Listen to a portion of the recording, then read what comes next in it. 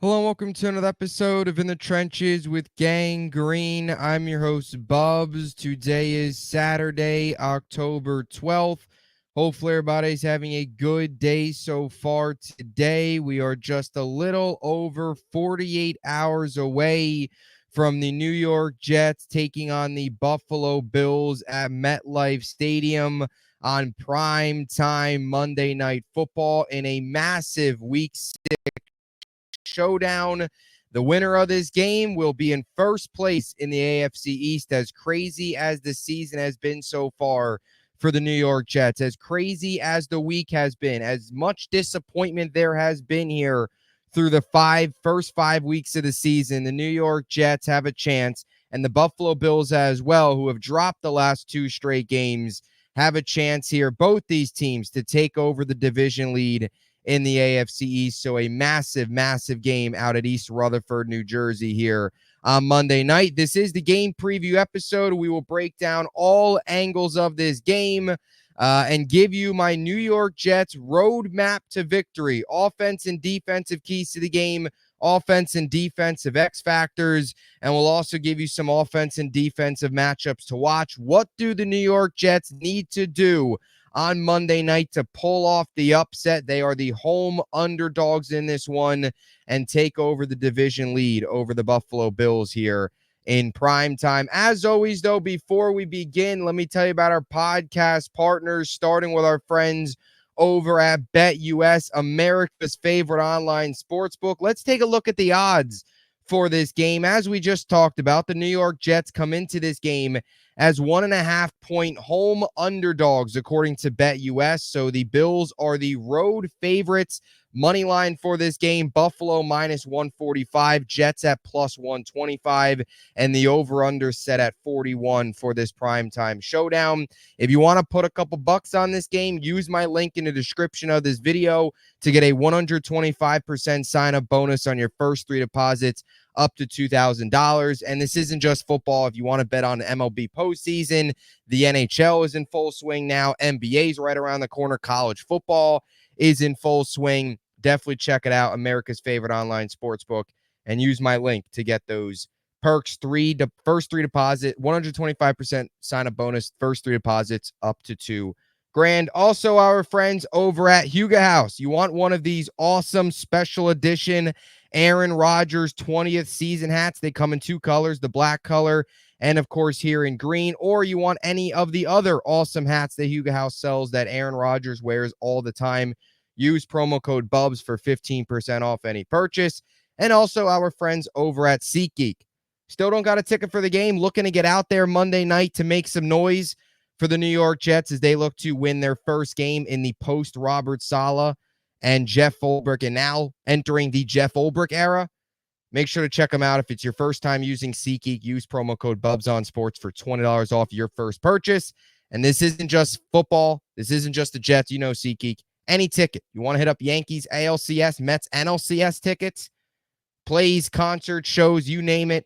SeatGeek has it. Bubs on Sports, $20 off your first purchase. So here we are. It is Saturday. It has been a crazy week. It has been a wild week. I just want to say thank you all so much for tuning in, for watching all the episodes this week. It was a wild week. It was a crazy week. It was a week that kind of makes you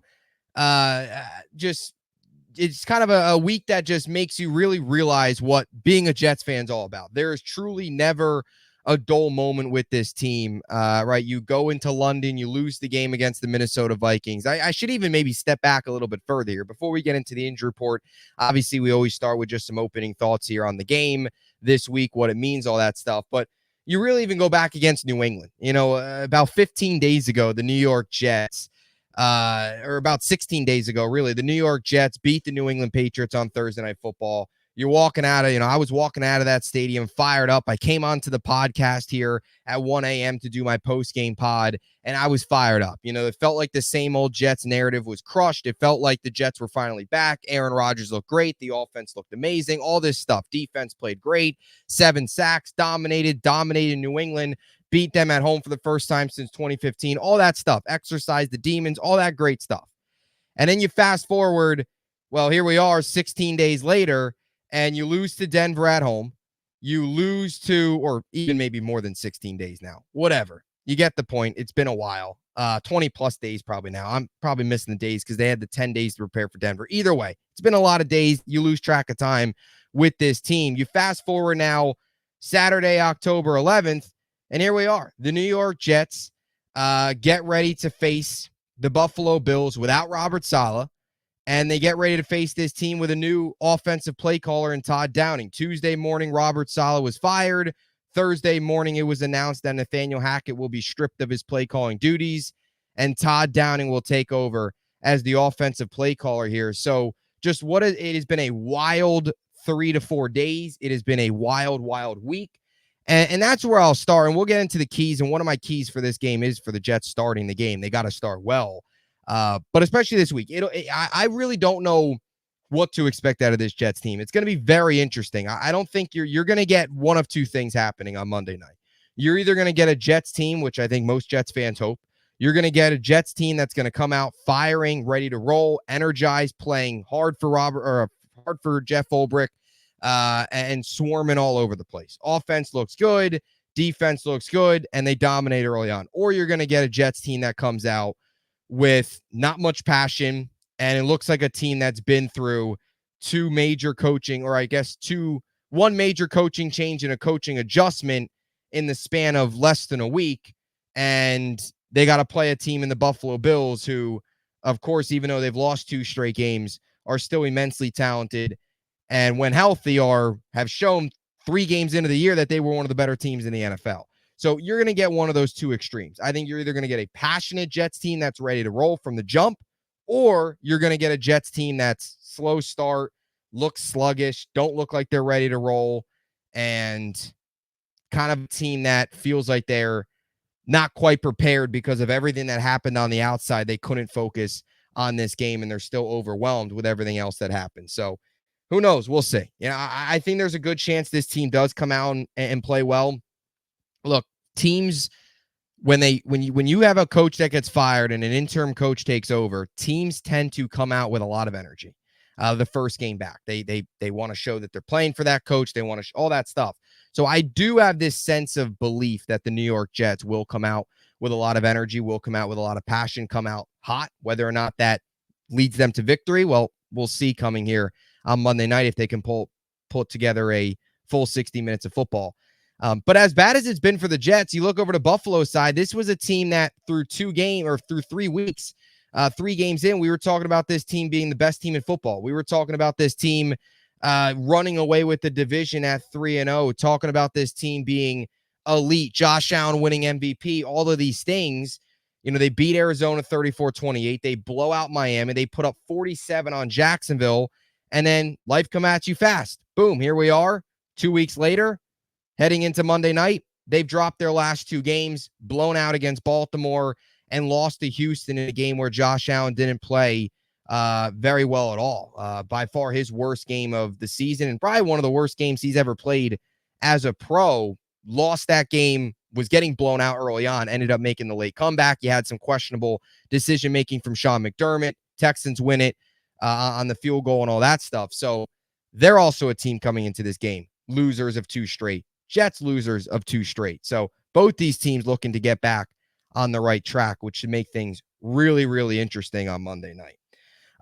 By the way, ESPN Analytics matchup predictor for this game, giving the Buffalo Bills a 54% chance of winning, while the New York Jets are being given a 45.6% chance of winning at home. So clearly here, the home underdogs. Let's get to the injury report. As I said at the time I'm recording this, Saturday morning. So Saturday practice has yet to happen. Obviously, we always record these game previews on Saturday. If it was a Sunday game, we'd already know the injury report. But since technically Saturday is a Friday on a normal week for these teams, injury report not yet released. But the latest practice reports, the latest practice participation for Buffalo, there's 3 key players that have not practiced yet this week.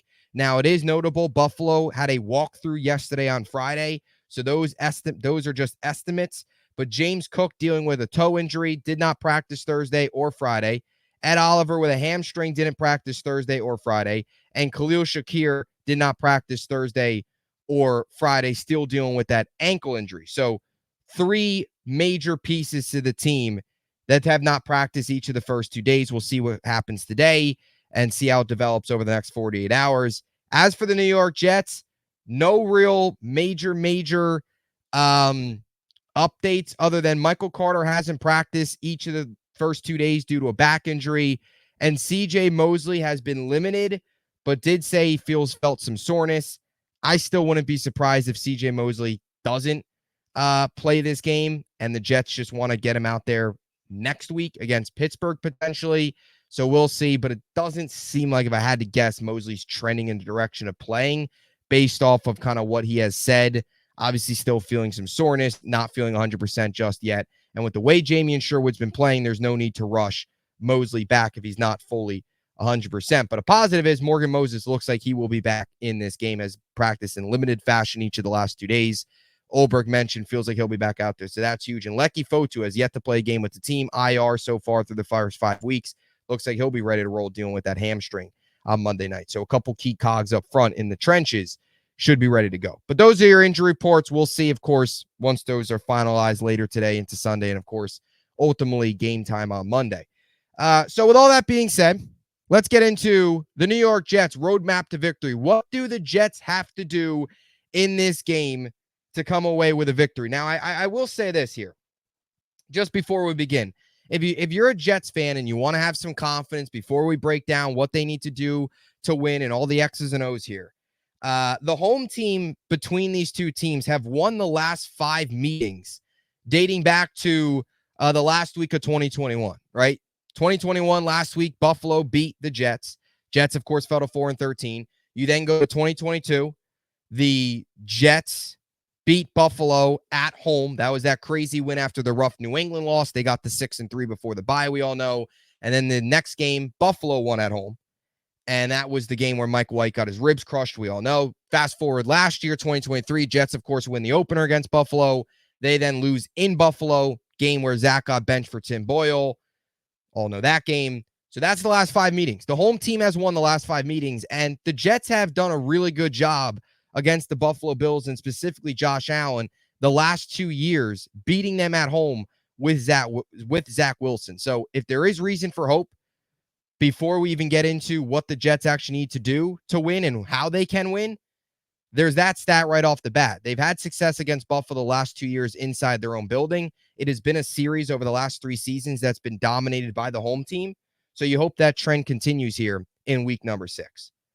So let's start on offense. My first offensive key to the game here, it's getting the run game going. This is obvious. I mean, you listen to any Jets fan this week, if you watched a second of Jets football, you would know the run game's got to get going. And this week especially, because you now enter a week against a defense that has actually struggled a little bit this year against the run in the Buffalo Bills. But you also now enter a week with a new offensive coordinator, and an offensive coordinator that has had success, or a new offensive play caller, I should say, a new offensive play caller that has had success in previous years in his previous 3 seasons calling plays in Todd Downing with running the football. The New York Jets right now are a disaster on the ground. They rank 32nd in the NFL in rushing offense, dead last in football right now. And when you average out their rushing offense over the 22 games with Nathaniel Hackett, they rank 27th in the NFL. Hackett was awful with this run game. He took this run game so many times and drilled it into the ground. He could never find ways to get this run game going. It was too simple, too boring, too vanilla, always always too predictable, all of that stuff. The run game never consistent under Hackett, especially this year. It's been a disaster. The New York Jets this season, 113 carries for 402 yards as a team, 3.6 yards per carry, dead last in the NFL in rushing offense with 80.4 yards per game. That is brutal for an offense that has Breece Hall on the roster. That is inexcusable. And they've only scored 3 rushing touchdowns. When you break down Breece, he's a guy that's got to get going in this game. 65 carries, 197 yards this season, 3 yards per carry, 39.4 yards per game, 2 touchdowns. Breece Hall needs to be significantly better than what he is right now. He can't get much worse. He's had 19 carries in the last 2 weeks for 27 yards, including a 10-carry, 4-yard performance against the Denver Broncos 2 weeks ago. So you got to find a way to get the run game going. It starts with Breece Hall. Braylon Allen did some good things. On the 32 carries he's had this year, he's had 4.5 yards per carry for 143 yards. When he has the ball in his hand, he's been significantly more productive than Breece Hall. Breece Hall right now looks like he's got bricks on his feet. He looks slow. His vision doesn't look good. It's been a disaster. They've got to find a way to get it going. And you've got to hope that Todd Downing can draw something up, can scheme something up, pre-snap motion, utilizing the tight ends a little bit more. Tight ends also got to block a little bit better. Brendan Bates has been a disaster as a run blocker. Jeremy Rucker, Tyler Conklin haven't been much better either. Not as bad, but still not good enough for this team from a run blocking perspective. So you got to hope this is an offense that gets the run game going. Under Hackett, they did a lot of run, pass. Heck, they did a lot of that under Gaze, which is inexcusable. So you hope that Downing a little bit here can schematically change some of the run concepts. I always said it, under Hackett, the run concepts were always so vanilla, always so boring. Hopefully Downing can change some of that. And also here, ideally, you get the pass game going early on. You pass to set up the run.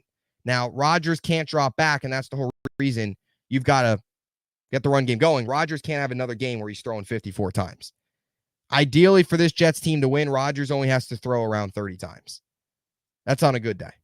That hasn't been the case the last 2 weeks. That needs to change. I will also say this. Hopefully, Todd Downing, who spent 2 years with Derrick Henry in Tennessee, one of those years led them to a 5th-ranked rushing offense in football with 141.4 yards per game. But hopefully, in 2021, hopefully he can utilize Braylon Allen a little bit better, a little bit smarter than Nathaniel Hackett did, because he knows how to use a big-time running back like that during his time in Tennessee with Derrick Henry. Braylon Allen, very similar build, 6'1", 240. Allen should be getting the touches in the red zone. He's got to be the guy getting the touchdowns in the short down distances, not Breece Hall. Another note on Downing, red zone conversion rate, 2021, Tennessee was 8th. 2022, Tennessee was 6th. So he had some success in Tennessee in the red zone as a play caller. Starts with the run. Let's see some of those adjustments tomorrow or on Monday. My second offensive key, it's protecting Aaron Rodgers. And this isn't even just like because the last 2 weeks, it's been such a big focal point because we knew that the Minnesota Vikings and Denver Broncos were going to blitz the heck out of you. And it wasn't even so much protecting Aaron Rodgers. It was more so handling the blitz. You can't let a free rusher get through. We knew Minnesota was going to send those exotic 7-man fronts at you where they were only going to put 4 back, send 7 your way. Jets had they had all week to prepare for it, and they couldn't. They had all week to prepare for Denver, had all week to adjust from Denver going to Minnesota, and it looked like it was their first time they've ever seen a blitz. Like that was some crazy thing that happened. This week, Buffalo doesn't blitz a lot, but it's not even just that. Rodgers is banged up. He was limited at practice, limited again on Thursday or Friday. This is a guy that's banged up, dealing with the knee, dealing with the ankle. He kind of said a little bit of everything. A lot of lower body stuff. He looked terrible against Minnesota when he took that one hit where he was crawling on the ground. Maybe it was the Jets fan inside of me, but I legitimately thought that he was done when he was crawling on the ground and had a barely, was slowly walking off the field. I legitimately thought he was done. That's how bad it looked. You can't have that on Monday night. Rodgers is banged up. He's already a little, his running ability was already diminished a little bit this year. It's even more diminished now that he's not 100%. He's not going to have a whole lot of mobility. If he's getting pressure in his face, he's not going to be able to roll out extend plays right now because he's not 100%. And there's a good chance he'll be battling this the rest of the year. But a couple more big hits, and it could be it for him. So you got to protect him. It starts up front. Big Dat Morgan Moses is back in this game. And you look at the Jets' offensive line. They allowed 5 sacks in the first 3 games of the season. San Fran, Tennessee, New England, they allowed 5 sacks. The last 2 weeks combined, they've allowed 8 sacks. 5 against Denver, 3 against Minnesota. 13 sacks allowed total. That can't happen. 8 sacks in the last 2 games and however many more pressures, that's why Rodgers is beat up. And on Monday night, Buffalo's got an underrated but a very good pass rush. And they don't blitz a lot.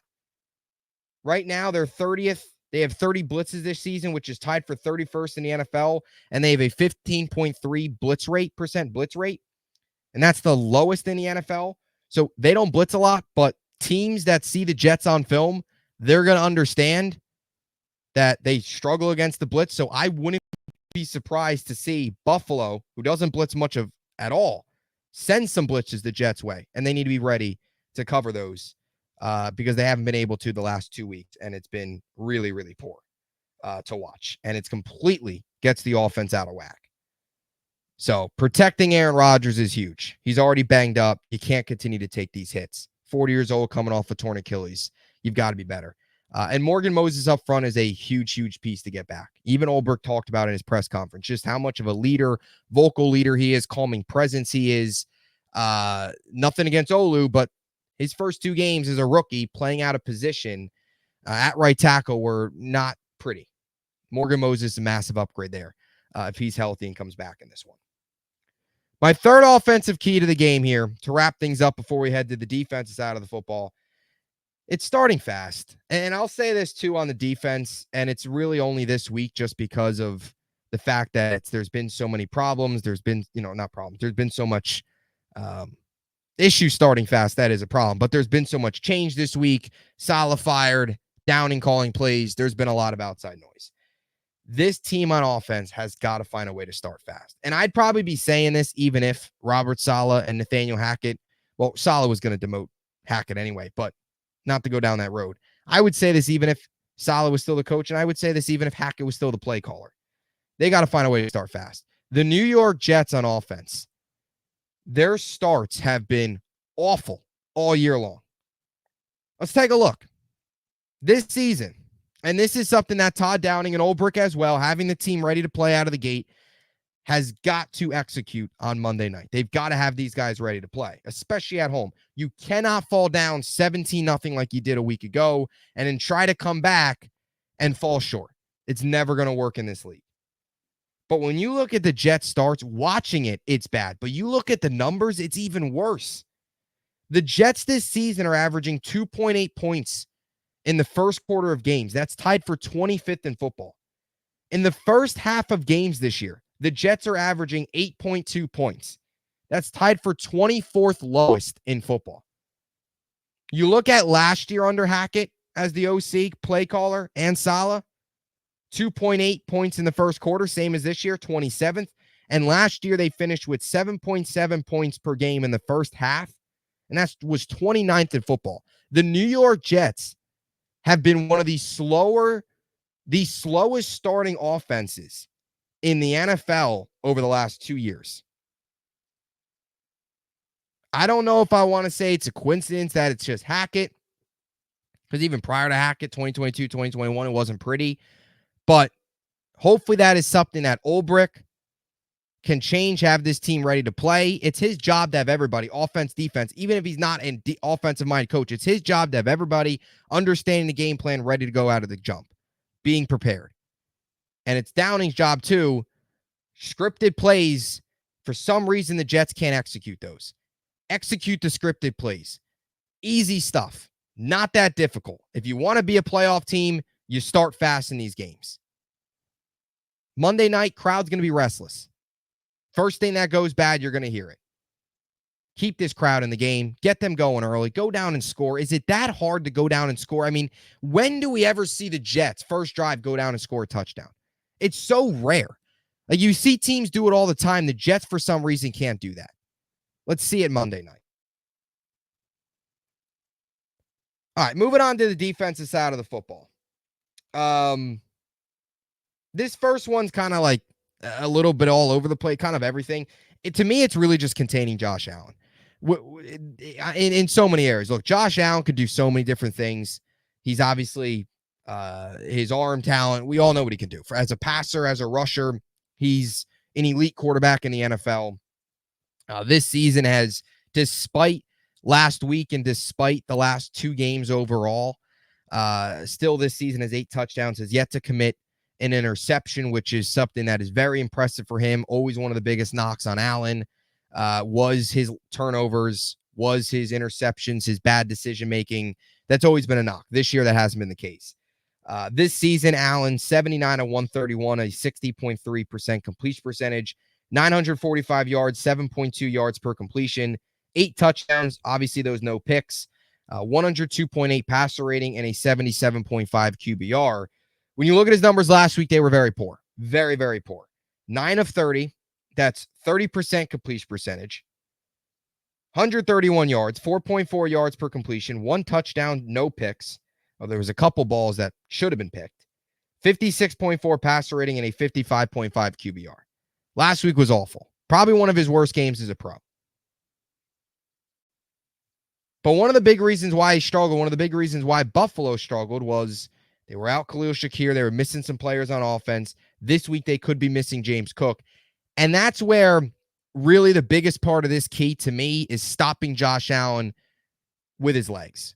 Stopping Josh Allen's legs. Stopping Josh Allen as a rusher more so than stopping Josh Allen as a passer. We all know Josh Allen through the air is elite. And the Jets will be ready for it. I expect them to be. The Jets come into this game as the second-ranked pass defense in football. They're the second-ranked defense total in the NFL. I believe that the New York Jets will come out ready to roll, stopping the pass. There's also not much there. If Khalil Shakir is out, there isn't really much from a wide receiver perspective that scares you if you're the New York Jets. So you trust that they could slow him down through the air. It's on the ground. That's the biggest concern. And that's the biggest thing that the Jets need to take away. If James Cook does not play this game, expect to see a lot of Josh Allen running the football, picking up yards with his legs on his own, rather than the running backs. This season, he's got 26 carries for 160 yards. That's 6.2 yards per carry, 2 touchdowns, 14 first downs. This is not a guy that is afraid to run the football. He'll run it, and heck, he's not afraid to take a hit either. He's not a guy that's just going to go down and slide. He takes a lot of hits. Some of them are probably not smart to take, but that's just the way he is. He's tough. He's like a bull out there. Heck, looked like he had a concussion pretty badly, came back out and was ready to roll, and he'll obviously be out there on Monday night. But to me, it comes down to, we all know what he can do through the air. I think the Jets will be fine against their receivers. It ultimately comes down to the ground game from Josh Allen. Him as a rusher. Try and keep him in the pocket. Don't let him roll out. Don't let him extend plays. This can't be a game where he's picking up 70 to 80 yards with his legs and a 3rd and 8, 3rd and 9, he rolls out, picks up 12. A 2nd and 9, rolls out, picks up 12. Heck, a 1st down, rolls out, picks up 15 to 16. That just destroys drives. It destroys the energy in the building. It kills a defense. So this will be a big test. Linebackers will be a big test for safeties, big test for all the guys, especially from a tackling's perspective. Take good angles. Don't let him, bring him down, make him slide. Don't let him make guys miss in the open field and look like this elite running back. Just contain him. And the one knock that we've always had on this Jets defense, so far this year, it's been pretty good. Bo Nix was a pretty big test with that. Bo Nix going into that Jets-Broncos game, very good as a rusher. Led the Broncos in rushing yards going into that game. One of the better quarterbacks early in the year as a rusher. The Jets held him in check.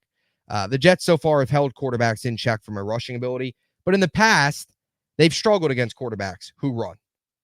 So Allen, you got to contain him here on Monday night. And the Jets so far this season have also just struggled overall against the run. Although getting Lecky Fotu back will be a pretty big addition. Second defensive key. This will kind of combat the first one, but the way I look at the Bills right now, roster-wise, and with some of these pieces missing, let's say Cook, Shakir all missed the game. Curtis Samuel's also questionable right now, was limited Friday with a toe injury, and Mac Hollins was limited Friday as well with a shoulder. So I'd assume Curtis Samuel, Mac Hollins, both of them might play. One of them maybe plays. Let's say one of them plays. Let's say Shakir, who hasn't practiced the last 2 days. Cook, who hasn't practiced each of the last 2 days. Both of them are out. You'll have Scantling. You'll have Keon Coleman. You'll have, still Curtis Samuel to probably bring some guys up as well. But that then turns the biggest threat into Dalton Kincaid. And Dalton Kincaid so far this year has not been what he was in his rookie year out of Utah last season, where he was a very, very productive tight end, had a very good season, had a very strong finish to the season. A guy that I think once you saw Gabe Davis and Stephon Diggs go, a guy that you thought might be Josh Allen's first option, even though he was a tight end. That's how much potential you had in him going into this year, and it hasn't really come to life yet. In 5 games, Kincaid has 15 receptions, 24 targets, 166 yards, 11.1 yards per reception, and just 1 touchdown. So he struggled this season so far. But on Monday night, the Jets got to keep him in check. They've got to make sure this isn't a Dalton Kincaid breakout game. And it's especially an emphasis on Monday night because of the pieces that Buffalo could be missing on the offense. Whether that's Cook, whether that's Shakir, their leading receiver, who was very missed last week.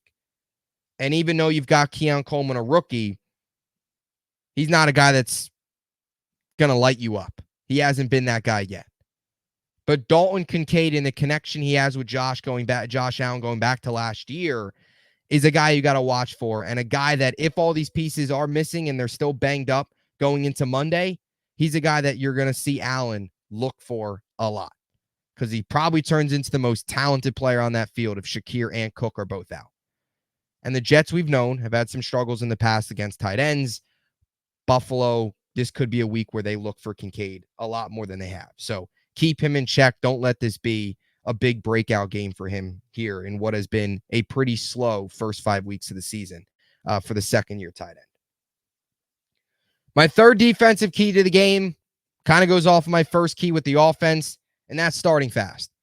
I want to see this team all over the field. Defense, offense, special teams. Start fast on Monday night. New coach, new play caller, crazy week. Go out there, play hard for Ulbrich, show up with energy, show up with passion, make some big plays. That crowd's going to be restless. If the Jets fall down 10-0, the Boo Birds are going to be out.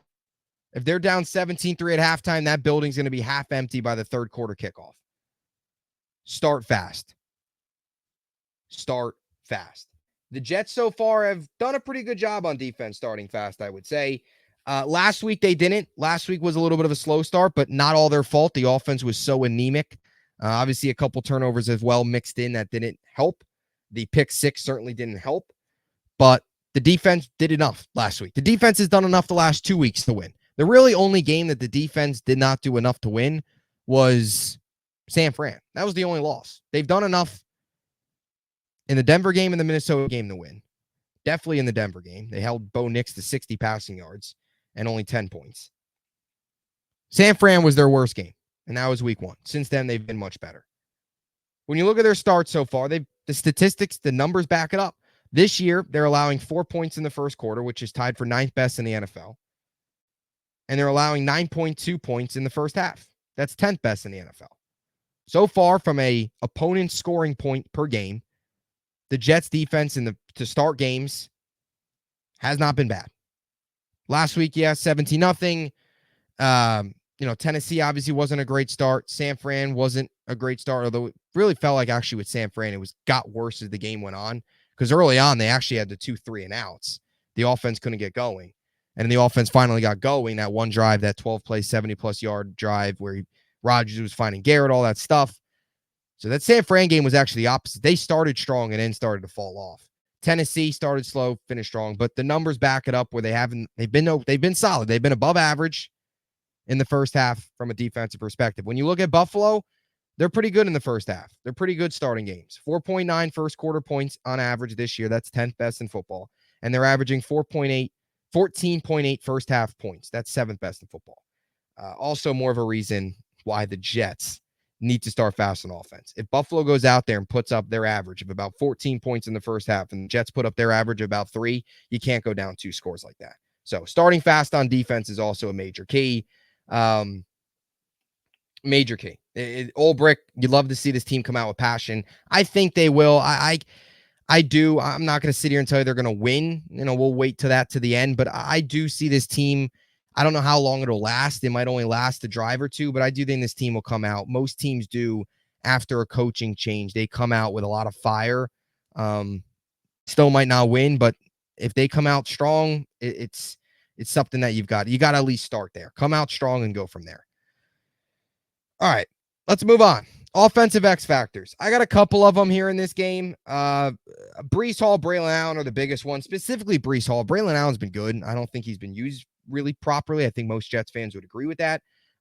Breece Hall's been awful. There's no other way to put it. He's been alarmingly bad, really bad. And I don't he's better than this. So he's so much better than this. It isn't like Breece Hall had 2 good games last year and we're relying on that. No, he's had 2 very good seasons, 1 cut short to the torn ACL. This was a guy last year that was the best running back in football outside of Christian McCaffrey in terms of total yards. Did everything last year with no offensive line, no quarterback. Now with a quarterback and an offensive line, he's seeing less stacked boxes. And for some reason, he's still not able to pick up yards. A lot of it's been vision. Some of it's been offensive line, run blocking, no doubt.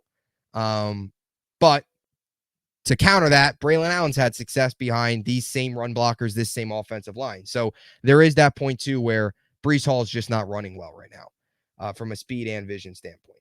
So we gotta be significantly better from a run game perspective. And as an X factor, it starts with the running backs. Also, Aaron Rodgers. Aaron Rodgers this season, 111 of 182, 61% completion percentage, 1,093 yards, 7 touchdowns, 4 interceptions, 6 yards per completion, 81.6 passer rating, and a 49.5 QBR. Not bad overall. Still not great, but last week was not good. 29 of 54, 53.7 completion percentage, 244 yards, 4.5 yards per completion, 2 touchdowns, 3 picks, 54.9 passer rating, and a 43.2 QBR. Last week, Rodgers is awful. He's got to be significantly better, especially if you want to go the approach of passing to set up the run in this game. Rodgers got to connect early in this game. And also the offensive line. Now, you get Moses back most likely here. Offensive line's been terrible the last 2 weeks. We mentioned it, the 8 sacks, while only allowing 5 the previous 3 weeks. Buffalo, I don't expect them to blitz a lot, but maybe more than they usually do, which still isn't much because they blitz the least amount in the NFL from a blitz percentage standpoint, and their 30 blitzes are second least in the NFL, tied for 31st. So, but the Jets this season have shown a tendency to struggle against the blitz, so don't be surprised if they send some their way.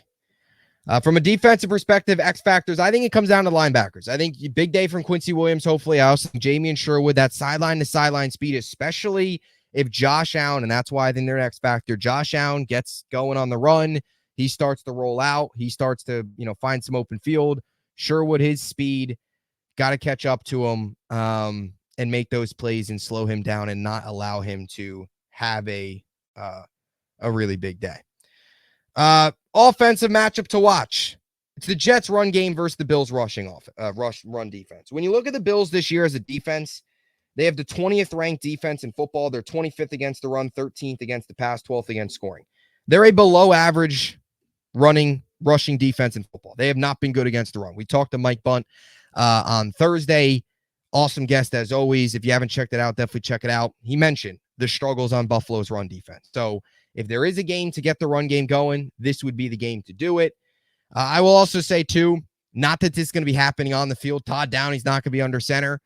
But Todd Downing's play calling versus this Bills defense, that's a matchup to watch, right? Todd Downing versus that Bills defensive coaching staff. How does he schematically change things? That'll just be interesting in general to watch for in this game. It's not even really Downing versus anybody. It's really just, do we see more pre-snap motion? What type of run concepts do we see? How does he plan on getting this run game going? All things that will be interesting to see in this game early on. Defensive matchup to watch. Talk about it. It's the Jets defense versus Josh Allen on the run. Pretty obvious there. And just some other quick things here. Bills offensive rankings, 22nd total offense, 14th rushing offense, 25th passing offense, 3rd scoring offense. Jets, some more rankings here to close things out. They're 27th in total offense, 32nd in rushing offense, 19th in passing offense, 25th in scoring offense. We mentioned they're the 2nd-ranked defense in football in total defense and passing defense, 14th against the run, tied for 5th in scoring. This will be a game that hopefully we see. the Jets come out on top. And I'll also say this, and I didn't put this down as a key, but just another number that I wrote down here. The Jets last week, we talked about, the Jets last week we talked about was a disaster from a offensive standpoint. We talked about the turnovers, all that stuff. I will say this. Turnovers this week are especially something that especially needs to change and can't happen just because of the way that the Bills are from a turnover perspective. Like, Rodgers can't go out there and throw 3 picks again. Although, really, any team is not going to have success, but especially this week. This week, going into this game, the Jets or the Bills have the tied for first in the NFL in turnover differential at +7.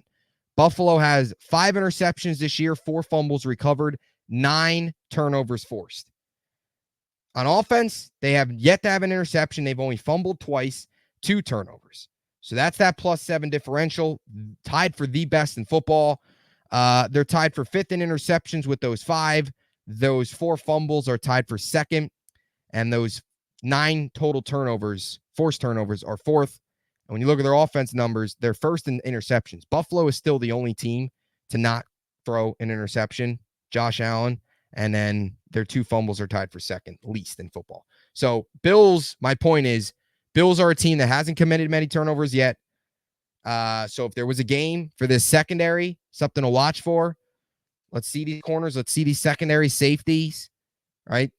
Last year, Allen, home opener, threw 3 picks to Whitehead. Could this be a Tony Adams interception 2-pick game? Does Sauce finally catch an interception? Maybe, hopefully, possibly. We'll see. But also just another note from a turnover perspective, Jets can't be sloppy with the football, and they got to try and find a way. Bills don't force turnovers, so if the Jets can find ways to force turnovers, that'll go a long way, because Buffalo this season has been very, very tight with the football, which is a positive for them. So that'll do it. My prediction for this game. Look, it's been a crazy week. Jets, obviously the underdogs. I think ultimately, I do think the Bills come out on top in this game. I don't have a ton of confidence. I'm kind of 50-50 with what we're going to see out of Ulbrich. There is half of me that thinks they're going to come out passionate. And I guess I'm probably leaning maybe more towards like 60% confident that they're going to come out fast with Ulbrich. But then again, I really thought that we wouldn't.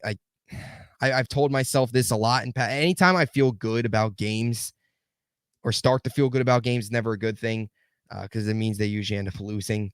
I just think Buffalo, I just think it's going to be a crazy week. I think at some point Buffalo, I think it'll be close early on. I do think the Jets will come out with a lot of passion, a lot of energy, but I do think Buffalo pulls away late. I'll take the Bills 20-16. Obviously, I hope I'm wrong. And I would love to see this team rally around Ulbrich and come out on top here and get this season back on track. I mean, this is a massive, massive, massive win. And that's what or a massive game. And that's what I would like to tell Jets fans too. Look, these have been a brutal last 2 weeks. It's been brutal. This week was long. This week was, I don't want to say disappointing, because we got the coach firing that I think most people wanted and this team needed. But you just wish you were never in this situation, right? We thought we were in an all-in year with Rodgers, and here we are already making a coaching change, 2-3. They're reeling a little bit. They've got to find a way. But to the fans that have, like, look, you gotta find a way to believe. You've got to find a way. This, like, as a fan, my biggest thing, just hope that Jeff Ulbrich and hope that Todd Downing learn from Hackett's and Salah's mistakes and can provide their own little spark and help this team do some damage. At the end of the day, not many teams that fire their head coach get an opportunity that same week to go play for first place in a division. But the Jets have that rare chance of doing that here in week number 6. And you have that chance too in your own building in front of your home crowd, who, like I said, the Jets have beaten Buffalo at home in each of the last 2 seasons. So go take care of business. And the mood, the vibe on this podcast after the game, the post-game pod vibe, if they win this game, will be fully restored, because you'll be 3-3 and first place in the AFC East. So let's go, baby. Find a way to win. It doesn't have to be pretty. 3-0. I don't care. Get the W. get the first place in the AFC East, show us a real good, give us a big time win. First game is, win it for Ulbrich. Get him a win under his belt right out of the way, and have us have a week full of positive discussions about where this team could be heading under Jeff Ulbrich and how this team might be turning a corner if you win on Monday night. Just find a way. Get the win, get the first place in a division, and get the Jeff Ulbrich era off to a hot start. Let's go, baby. We'll be back, obviously, right after the game on Monday night, recapping all the action, recapping what is hopefully a New York Jets win. But until then, stay tuned. A lot more content. Let's go, Jets. Jets, Jets, Jets, Jets. Find a way. They're rocking the classics. You'll see these helmets out there, except with the gray face masks. But this logo, this old school logo, love this logo. Got the hat on, got the helmet here. These helmets, except with gray, of course. Going to be awesome. Jets, Jets, Jets, Jets. 1-0 in the Ulbrich era. Let's go. Get the job done. Talk to you guys soon.